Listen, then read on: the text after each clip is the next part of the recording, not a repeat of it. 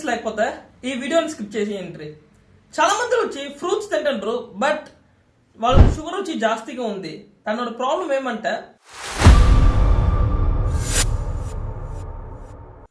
నాకు తెలిసిన ఒక ఆమె ఒక 46 వయసు ఇలా కాన్ఫిడెంట్ గా నాకు వచ్చి చెప్పింది, డాక్టర్ నేను వచ్చి స్వీట్స్ ఇప్పుడు తినేది లేదు, మళ్ళీ ఫ్రూట్స్ మటన్ తింటున్నాను, మార్నింగ్ ఒక బౌలు అవతల ఈవినింగ్ ఒక బౌలు నేను తింటున్నాను.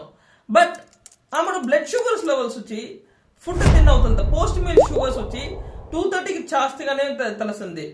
సో ఆ టైంలో ఒక కన్ఫ్యూజన్ లో వచ్చి నాకు అడిగింది, ఇలా ఫ్రూట్స్ వచ్చి న్యాచురల్ షుగర్ దానే ఉంది డాక్టర్, బట్ ఎందుకు అది వచ్చి మన షుగర్స్ వచ్చి జాస్తి చేస్తుంది అనేసి అడిగేటప్పటికి ఆ టైంలో వచ్చి నేను ఆ ప్రాబ్లమ్ ఎక్స్ప్లెయిన్ చేసినాను.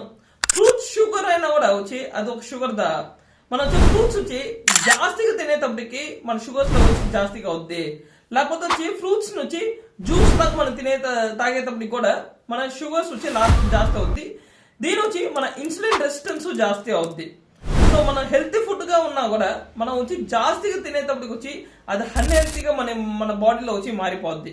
సో దీనికి ఒక సొల్యూషన్ ఏంటంటే, ఇన్స్టెడ్ ఆఫ్ వచ్చి ఒక బౌల్ తినే బదులు ఒకే ఒక ఫ్రూట్ లాగా తినండి. అండ్ సెకండ్ గా వచ్చి మనం వచ్చి ఫస్ట్ వచ్చి ఫ్రూట్స్ తినేసి అవతల మీల్స్ తినబాకండి, మీల్స్ తినేసి దానికి అవతల ఫ్రూట్ తినండి, లాస్ట్ గా ఫ్రూట్ తినండి. అండ్ థర్డ్ గా వచ్చి లో గ్లైసెమిక్ ఇండెక్స్ ఫ్రూట్స్ గా వచ్చి చూస్ చేయండి.